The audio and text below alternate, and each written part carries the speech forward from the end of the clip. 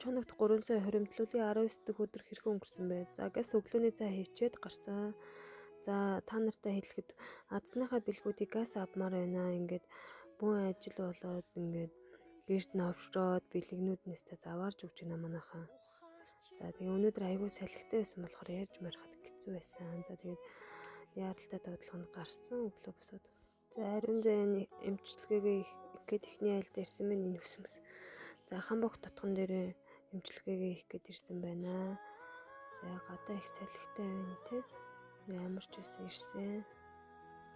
Охиндоо гоё ногоотой бантан зүтэнгийн хийчээд за тэгээ сайхан шүлтөө ол хийчээд өнөөдөр гарнаа. За орой минь баахан гүйчлээ автобусанд амжих гээд нисгэр хоолоо ичээд хоолоо тавьчаад төхөр амарч байгаа. Тэгээ хоёр дуудлага аваад нисгэр рүү явах чинь над. Амар гүйл. Автобус байхаа. Эрэхтэй унаан цунда. Чи минь яамын төгж амар байна. Вивас хүннүм мал дээр нэр гарден дээр эмчилгээний захиалга аваад татлага аваад ирлээ. Нилээн гүйлээ. За энэний дараа пирамид нисхийн дэмжтэй нэг эмчилгээ байгаа. 3 дахь эмчилгээ.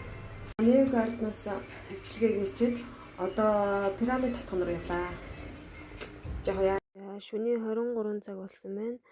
За Яарамын төгжрөөнд ороод баларсан.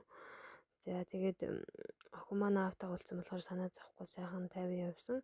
За тэгээд Яарамын төгжрөөнд ороод баларлоо. Үлжид хороол руу маань унаа олддог байгаа. За ямар ч байсан нисхийн спорт зохицол руу алхаад явж байна. Гадаа бол өдөр шиг л байна дөө. Гэхдээ намрын сүр орсон хүү юм байна.